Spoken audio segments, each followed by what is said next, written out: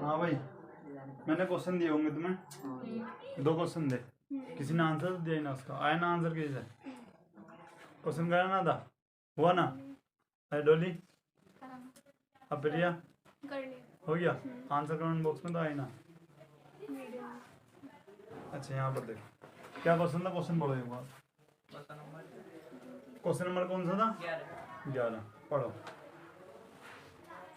एक नहर के एक तट पर एक टीवी टावर ऊर्ध्वाधर खड़ा है। टावर के ठीक सामने दूसरे तट के एक अन्य बिंदु से टावर के शिखर का उन्नयन कोण 60 डिग्री है। इसी तट पर इस बिंदु से 20 मीटर दूर और इस बिंदु को मीनार के पाद बिंदु से मिलाने वाली रेखा पर स्थित एक अन्य बिंदु से टावर के शिखर का उन्नयन कोण 30 डिग्री है।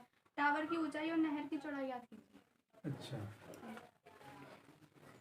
पहले ही बताया हुआ एक टावर है, ठीक है, ठीक है ना, और यहाँ एक अन्य तट है, ठीक है, और यहाँ से यहाँ का उन्नयन कोण दे रखा है कितना? 60 उसने उन्नयन कोण दे रखा है 60 डिग्री। अच्छा, और यहाँ से 20 मीटर, 20 किलोमीटर है, कितना है? 20 मीटर दूरी पर एक अन्य तट है जिससे यहाँ से इसका उन्नयन कोण कितना बताया उन्होंने? 30 डिग्री बताया, ठीक है ना। ये आपका ए है, बी, सी और डी है। अच्छा, और क्या पूछा? एक तो टावर की ऊंचाई यानी एच का मान उन्होंने पूछा है, नहर की चौड़ाई, और उन्होंने नहर की चौड़ाई पूछी होगी, ठीक है ना। तो ये हम कितना मान लेते हैं? एक्स मीटर, और ये आपका एच मीटर। ये बात समझ में आई? हाँ। अब यहाँ पर देखते हैं भैया,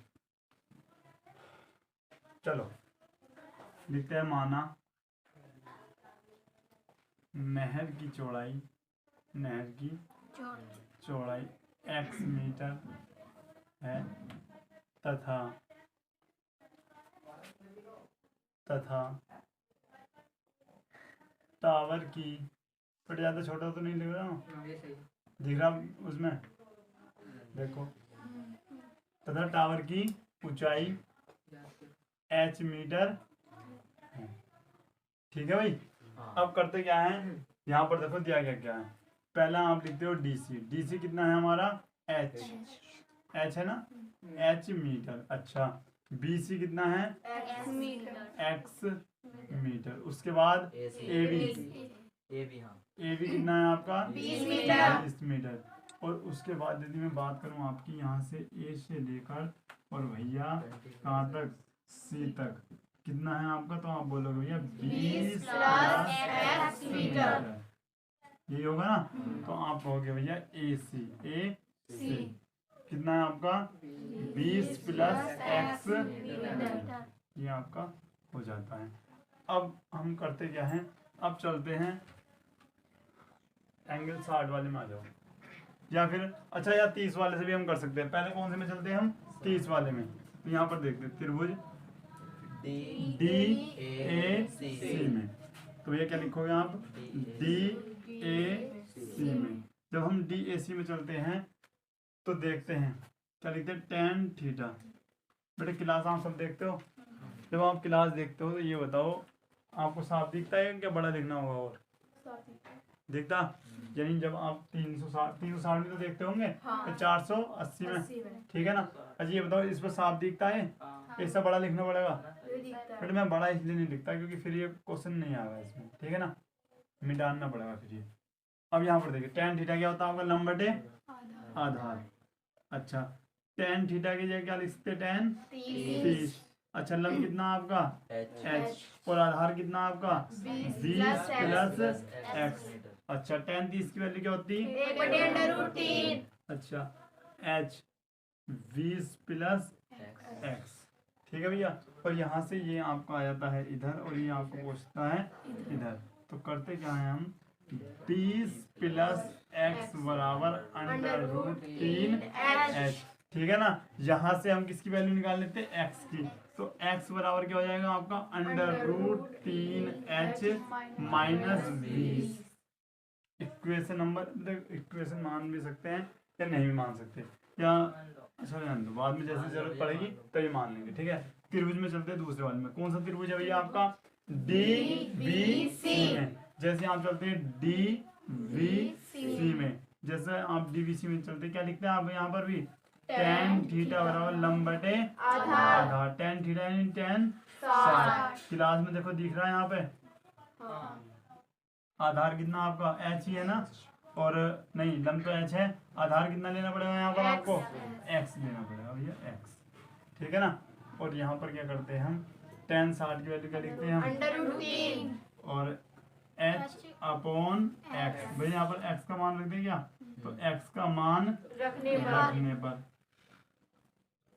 जैसा आप x का मान रखते हो तो √3 बराबर h अपॉन क्या लिखते हो? ये है ना, √3h माइनस 20, ठीक है। अब ये इसकी गुणा कहाँ करते हो? आप इधर करते हो ना, तो √3 ब्रैकेट √3h माइनस 20 बराबर क्या आता है आपका? h। बताओ किसकी बात समझ में नहीं आई है? आ रही नहीं बात समझ में? तो अब यहाँ पर करते हैं हम क्या? √3 की गुणा अंदर करते हैं। जब √3 की गुणा आप अंदर करते हो तो √3 की जब √3 से करो क्या आएगा आपका? 3h। अच्छा, √3 की जब 20 से करोगे तो 20√3 आ जाता है, और बराबर में h, यानी h बराबर, अब यहाँ पर देखिए 3h है ना, ये प्लस की दर्जा क्या हो जाएगा? माइनस की, और ये माइनस की दर्जा क्या हो जाएगा आपका? प्लस। कितने बच रहे हैं आपके? 2h बराबर 20√3, तो h बराबर क्या आएगा आपका? 20√3 बटे 2। कितनी बार गए आपका? 10 बार। अब यहाँ पर दिख रहा? नहीं दिख रहा होगा, नहीं दिख रहा ना, तो अब हम यहाँ पर कर सकते हैं इसको, h बराबर 10√3 मीटर। ये किसका मान आ गया आपका? h। यानी टावर की ऊंचाई कितनी आई भैया आपकी? 10√3, ठीक है भैया। उसके बाद हमें क्या निकालना? नहर की दूरी भी तो निकालनी ना, चौड़ाई। तो भैया अब इसको इक्वेशन नंबर हम क्या मान लेते हैं? फर्स्ट। और भैया h का मान कहाँ रख दो? इस इक्वेशन में रख दो। तो लिख दे h का मान समीकरण नंबर 1 में रखने पर, और जैसे ही आप रखते हो तो आपको क्या मिलता है? तो 20 + x बराबर √3, और h का मान कितना है आपका? 10√3। अच्छा, 20 + x बराबर आधा 3 पूरा 3 और आपका 10, तो ये आपका आता है x बराबर 10 या 30 माइनस 20, यानी x का मान कितना आता है आपका? 10 मीटर। ये बात बताओ भाई, ये किसकी समझ में नहीं है? आ गई ना। तो बेटा ये क्वेश्चन आपका हो जाता है बहुत ज़्यादा इम्पोर्टेंट, और कई बार आपको पूछा भी गया, तो एक बार इसका आप अच्छे से नोट कर लो। नोट कर लिया ना सबने? अब यहाँ पर देखिए भैया, एक सेम क्वेश्चन जैसे ही है, लेकिन आपके लिए होमवर्क है।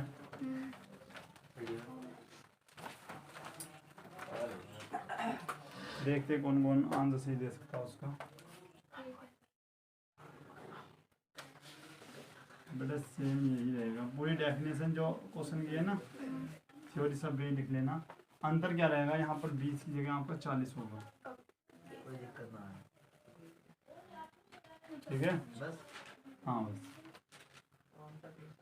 और तुम्हें x और h दोनों का मान बताना है। इस चित्र को आप बना लो पहले अच्छे से। आंसर प्लीज आओ। नोट कर लेना है आपने? चलो बेटा, इसका आंसर भी आपको कमेंट बॉक्स में देना है, h का मान भी, ठीक है ना? अच्छा जल्दी से नेक्स्ट क्वेश्चन पढ़ो भाई।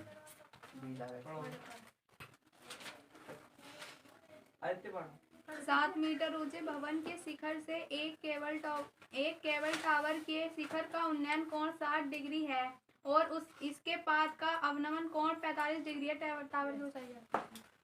देखो भाई क्या बोला है, एक बार ध्यान से सुन लो भैया। एक सबसे पहले इन्होंने बोला है कि एक भवन है, ठीक है ना, और एक हमारा क्या है? टावर है। तो टावर तो हमें सोचा रहेगा ना, तो ये आपका टावर है और ये आपकी क्या है? जमीन, ठीक है। अब इन्होंने क्या कहा है कि टावर की ऊंचाई है 7 मीटर वो लिखी, तो भैया टावर की ऊंचाई कितनी है आपकी? 7 मीटर, ठीक है। ये आपका कितना है भैया? आपका 7 मीटर। आइए बताइए टावर यहाँ तक है, ठीक है। अब करते क्या है हम, उसने कहा है कि टावर के शिखर का ये पाद है और ये क्या है आपका शिखर। तो सबसे पहले पढ़ना है पाद बिंदु, ये क्या है शिखर। तो उसने कहा है शिखर का उन्नयन कोण, शिखर का उन्नयन कोण किधर होगा भैया, इधर। कितना बोल रखा है, 60 डिग्री, ठीक है ना। और भवन का अवनमन कोण शिखर मतलब अवनमन कोण जो होगा टावर के पाद बिंदु से बनता है। अवनमन कोण कहाँ बनता है इसका, यहाँ पर बताया था ना। अवनमन कोण कौन सा होता, जब कोई प्लेन से नीचे को क्या करेगा, हाय, या फिर जब कोई छत पे से बैठा हुआ व्यक्ति नीचे सड़क पर जाती हुई कार को देखता है, तब मतलब ऊपर से जो नीचे को बनता है, ठीक है ना, अवनमन। तो यहाँ पर होगा कितना दे रखा भैया आपको, 45 डिग्री, ठीक है। अब ध्यान से देखना, तो भैया आपने पढ़ा होगा एकांतर कोण। एकांतर कोण क्या होते हैं, जो आपकी जेड की फॉर्म में होते हैं, एकांतर कोण, ठीक है ना। तो उसकी क्या कंडीशन होती, जो यहाँ पर एंगल होगा वो ही एंगल यहाँ होगा, ठीक है। सपोज डैट ये आपका 30 होगा तो ये भी इधर क्या होगा आपका 30 होगा। तो यहाँ पर 45 है तो इसका कहाँ बनेगा ये 45 डिग्री, बताओ बात समझ में आई या नहीं आ गई। तो आपसे पूछा गया है कि टावर की ऊंचाई कितनी है, ये पूछा गया ना। अब यहाँ पर देखिए ये आपकी 7 है तो इधर भी कितनी होगी आपकी 7 मीटर होगी। तो ये आपकी हो जाती है इतनी 7 मीटर, ठीक है भैया। उसके बाद इससे ऊपर को हमने कितनी मान ली, h मीटर, h मीटर। अच्छा मैं बात करूं यहाँ से लेकर यहाँ तक की तो कितनी होगी भैया आपकी, तो आप होगे 7 प्लस h मीटर, ये हो जाता है। अब हम करते क्या, यहाँ पर a लिखते हैं, यहाँ पर b और c d और e, ये आपका हो जाता है। अब देखिएगा क्वेश्चन, अच्छा पूछा गया टावर की कुल ऊंचाई कितनी है, ठीक है ना। अब स्टार्ट करते हैं। यहाँ पर माना टावर की कुल ऊंचाई पूछी ना क्वेश्चन में, टावर की ऊंचाई, चलो टावर की ऊंचाई कर लो। टावर की ऊंचाई क्या होगी, 7 प्लस h मीटर, ठीक है। अब यहाँ पर देखते हैं हम क्या क्या वैल्यू आपको दे रखी है। पहला आपको AC कितना माना हमने, h मीटर। उसके बाद DC या CD भी बोल सकते हो आप, CD बराबर कितना दे रखा आपका 7 मीटर। और बात करें हम BE, हाँ बेटे AD भी दे रखा आपका, AD भी लिख दो। AD कितना है आपका 7 प्लस h मीटर। उसके बाद यहाँ पर देखो VE आपका कितना दे रखा है 7 मीटर। अच्छा अब जो त्रिभुज में चलते हैं, अच्छा एक बात और बताइए आप, जो VC होगा वो ED के बराबर होगा नहीं होगा, होगा। तो आप कहोगे भैया कैसे होगा ये, तो मैं आपको बता दूं, जो आपका ये छत है जितनी चौड़ाई इसकी यहाँ पर है इतनी चौड़ाई यहाँ पर भी तो है, ठीक है ना। तो सेम है। अगर मैं यहाँ पर इसकी x मान लेता हूँ, यहाँ पर अगर मैं दूरी कितनी मान लूँ x, तो भैया यहाँ पर भी क्या होगी ये x मीटर होगी या नहीं होगी बताइएगा आप। तो यहाँ पर x मीटर हम इसकी दूरी मान लेते हैं। तो क्या लिखते हैं हम लिखते हैं जो आपकी VC है वो बराबर है किसके, ED के, और ED के बराबर भी कितनी है वो x मीटर। बताओ किसकी बात समझ में नहीं है, कर सकते हैं ना ऐसे। यहाँ पर देखिए तो अब करते क्या, सबसे ऊपर वाले एंगल में जाते हैं।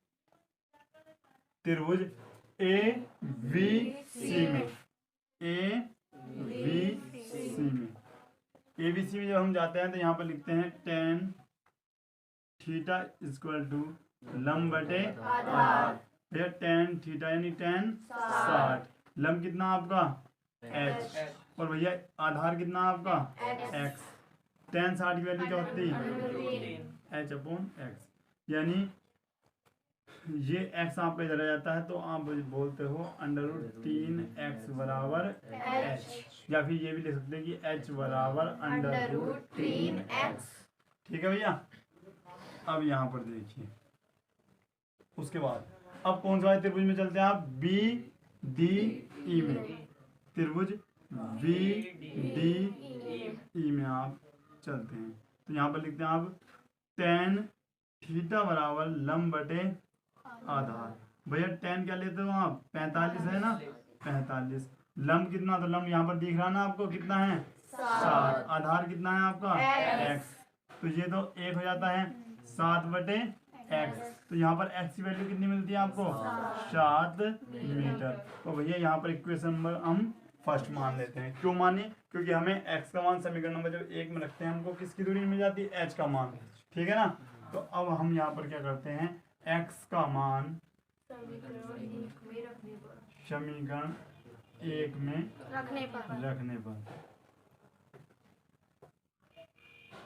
रखने पर और जब आप 1 में रखते हो तो ये आपका आता है h बराबर √3x है ना। तो h बराबर क्या आता? 7। तो h बराबर 7 √3। ये आपका भैया h का माना जाता है। अब हमको क्या निकालना था? टावर की ऊंचाई। तो यहाँ पे लिखते हैं अतः टावर की ऊंचाई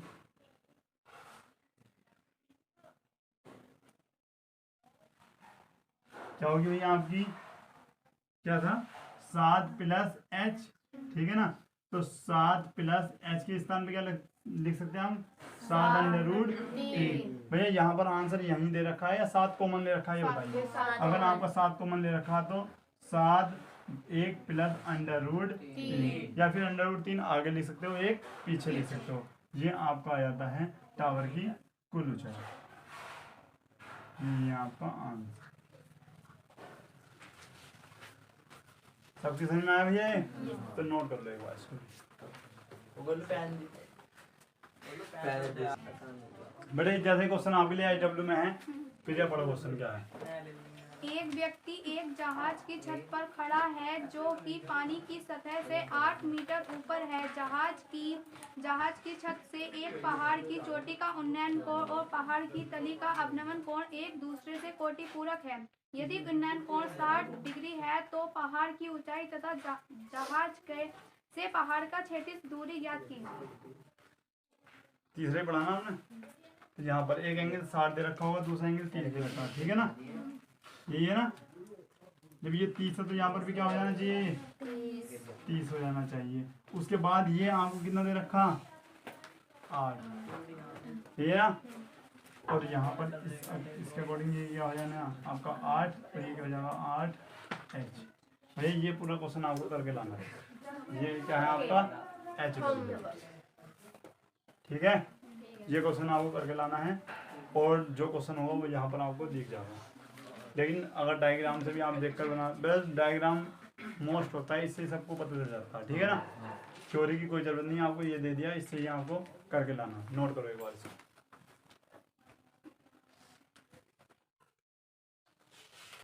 यहाँ पर देखो भाई, ये HW है। तो नेक्स्ट क्वेश्चन एक और अभी जैसा पढ़ो। एक व्यक्ति एक जलयान के प्लेटफॉर्म जो पानी की सतह से 1 मीटर ऊंचा है पर खड़ा है। वह एक पहाड़ की चोटी का उन्नयन कोण 60 डिग्री तथा पहाड़ के आधार का अवनमन कोण 30 डिग्री देखता है। जलयान से पहाड़ की दूरी तथा पहाड़ी की ऊंचाई ज्ञात कीजिए। अब यहाँ पर देखिए भैया, सबसे पहले अल्फा मीटर आपको वो दे रखा है। ठीक है ना, अल्फा मीटर ऊंचा है आपका, और ये क्या है आपका जलयान। मैं लिख देता हूँ, ये क्या है आपका जलयान, और ये क्या है आपका प्लेटफॉर्म। सही है, यानी जलयान से अल्फा मीटर ऊपर कौन है? प्लेटफॉर्म है। और ये पूरी क्या है आपकी पहाड़ी। क्या है? पहाड़ी। और ये क्या है भैया आपका आधार। ठीक है, अब यहाँ पर देखो, ये अल्फा, तो ये भी आपका कितना होगा? अल्फा मीटर, और ये भी कितना होगा आपका अल्फा + h मीटर। बेटे उन्नयन कोण तो अवनयन कोण तो सेम ही है ना। हाँ। तो एक बार ये इसको भी नोट कर लो, ये दोनों क्वेश्चन ऐसे ही होंगे जैसे हमने इससे पहले वाले किए, ठीक है, नोट करो अच्छे से। हाँ भाई, क्वेश्चन नंबर नेक्स्ट प्रिया। समुद्र तल से 75 मीटर ऊंची लाइट हाउस के शिखर से देखने पर दो समुद्री जहाजों के अवनमन कोण 30 डिग्री और 45 डिग्री हैं। यदि लाइट हाउस के एक ही और एक जहाज दूसरे जहाज से ठीक पीछे हो तो दोनों जहाजों के बीच की दूरी क्या थी? यहाँ पर देखो भाई, एक समुद्र तल है यहाँ पे, ठीक है ना, और एक लाइट हाउस लगी है, यानी लाइट लगी है इस प्रकार से, ठीक है, ज्यादा कुछ यहाँ पर इतना कर सकते हो, ठीक भाई। और यहाँ से दो अवनमन कोण हैं, एक तो यहाँ का है, एक तो 30 डिग्री, कितना है 30 डिग्री जो कि बोल रहा है। दो जहाज बोले ना, तो ये एक जहाज तो आपका यहाँ पे है और दूसरा जहाज का आपका यहाँ पे, नहीं सॉरी, तो नैन कोण हो जाएगा ना। अवनमन कोण जो होता है यहाँ पर होता है, क्या है 30 डिग्री, ठीक है। उसके बाद 60 डिग्री जो होगा आपका, क्या होगा 60 है कितना, 45 डिग्री, ये। अब यहाँ पर देखते हैं, मैंने आपको बताया था जेड कोण, जेड आकृति कोण क्या कहते हैं भैया उन्हें, एकांतर कोण भैया। ये आपका 30 है तो ये भी इधर क्या होगा 30, ये 45 है तो यहाँ पर क्या होगा ये 45। इतनी बात समझ में नहीं आई किसी की, ये सब क्या आ गई भैया। अब हमें क्या बताना, एक तो इन दोनों के बीच की दूरी बतानी है, जो कि हमने कितनी मान ली x, और लाइट हाउस की क्या बतानी है ऊंचाई, ये याद करना ना, ये मीटर है और ये भी आपका क्या है मीटर, और ये आपका A B C and D। आइए तो फिर स्टार्ट करते हैं क्वेश्चन। माना लाइट हाउस की ऊंचाई h मीटर है, कितनी है भैया लाइट हाउस की ऊंचाई 75 मीटर है। दे रखी, बड़े याद करना, ज्ञात करनी है दो जहाजों के बीच की दूरी। अच्छा यहाँ पर देखिए, माना दो जहाजों के बीच की दूरी कितनी मीटर है x मीटर, क्या भैया x मीटर है। अच्छा, लाइट हाउस की ऊंचाई उन्होंने दे रखी है, यानी ए बी का मान नहीं AD है ना भैया, AD का मान कितना दे रखा है 75 मीटर उन्होंने दे रखा है। अच्छा, जहाजों के बीच की दूरी निकालनी है ना, तो ये BC आपको कितना माना है हमने x, वो तो हमने लिख रखा है। अच्छा, स्टार्ट करते थे क्वेश्चन, यहाँ पर देखिए, सबसे पहले चलते A V, और हाँ पहले यहाँ पर देख तो लो, इसको बाई मान लूँ बेटे, इसको आप बाई भी मान सकते हो, CD का CD भी रहने दे, तब भी कोई बात नहीं है। यहाँ पर x प्लस CD लिख दीजिएगा, ये आपको हो जाता है इतने मीटर, ठीक है। अब करते क्या है, सबसे पहले आप 45 वाले में चलिएगा, त्रिभुज क्या होगा ACD में, यानी ACD में। जब आप ACD में चलते हो तो यहाँ पर आता होगा tan थीटा बराबर लंब बटे आधार, यानी tan थीटा की जगह आपका tan 45 और लंब कितना है आपका 75 और आधार आपका CD, ठीक है। उसके लिए यानी tan 45 का मान आपका 1 है, ये आपका 75 और CD, यानी कहने की बात यह है कि CD का मान आपका कितना आता है 75, CD का मान आपका आ जाता है 75 मीटर। कोई ऐसा स्टूडेंट जिसकी समझ में नहीं आई बात, सबकी बात समझ में आई ना। अच्छा, उसके बाद कहाँ चलते हैं हम, नेक्स्ट वाले में, बड़े वाले में चलते हैं, यानी त्रिभुज में कौन से चलते हैं ABD में। जब आप ABD में चलते हो तो यहाँ पर क्या लिखते हो, tan थीटा इक्वल टू लंब बटे आधार, यानी tan 30 बराबर लंब कितना आपका 75 और ये क्या है आपका x प्लस CD। अच्छा, 1/√3 होता है ना इसकी वैल्यू। अच्छा, 75 ये है आपका x प्लस CD। अब क्या करेंगे हम, CD का मान रखने रखने पर। और भैया जैसे ही आप CD का मान रखते हो ये आपको हो जाता है 1/√3, यहाँ पर दिख रहा 75/x प्लस CD का मान कितना है आपका 75 आया, ठीक है। तो ये आपका लिख देते हैं हम 75। अब यहाँ पर देखिए भैया इसकी गुणा इधर और इसकी गुणा उधर, यानी ये जब इधर आता है तो एक से जब आप गुणा करते हो तो सेम ही आ जाता है। अच्छा ये इधर जब आता है तो 75/3 हो जाता है, यानी कहने का मतलब ये सब इधर आ जाता है और ये आपका ठीक है। अच्छा प्लस इधर जाएगा क्या हो जाएगा माइनस। तो x बराबर 75/3 माइनस 75 और x बराबर आपका आता है 75। देखो यहाँ पर देखिए 75 को बनाया था आपका, तो 75/√3 माइनस 1 मीटर। बेटा चेक कर लीजिएगा आंसर आपका यही होगा। आते हैं उन दोनों जहाजों के बीच की दूरी क्या होगी 75/√3 माइनस 1। भैया नोट कर लीजिए।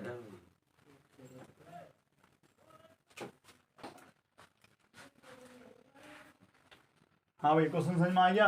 मुझे एक बात बताओ, समझाना तो नहीं है एक बार बोलो, समझाना तो नहीं ना बेटा, बता दो अगर समझाना हो तो मैं एक बार समझा सकता हूँ। भैया आइए समझ में आ गया ना, इस जैसे क्वेश्चन सब कर लोगे। भैया आपका टेस्ट है 4-5 दिन बाद, ठीक है ना। और सारे क्वेश्चन हो सके 5 क्वेश्चन इस जैसे मिले और 5 इससे पहले वाले चैप्टर से 10 हो गए। और भैया एक क्वेश्चन 2 नंबर का होगा, 20 नंबर का आपका टेस्ट होगा, ठीक है ना। तो बहुत अच्छे से आपको तैयारी करनी है और कल लास्ट है ना, कल लास्ट कर देंगे इसका। उसके बाद एक बार में सबका जो मैंने अभी तक पढ़ा है सबका रिवीजन करूंगा, जितने चैप्टर उन्होंने पढ़ाए हैं, क्योंकि हमें आगे को भागना नहीं है कि हाँ जी आगे को भागते जा रहे हैं, पीछे हमें याद नहीं हो रहा। तो एक बार अच्छे से उसका क्या करेंगे रिवीजन भी करते जाना, ठीक है ना। और क्लास तुम्हें भी घर जाकर क्लास सब देखनी है, टेस्ट में सबके बीच में 20 आने चाहिए, ठीक है ना। तो अच्छा समझ में आ रहा ना, तो मिलते हैं नेक्स्ट वीडियो में, तब तक के लिए जय हिंद जय भारत।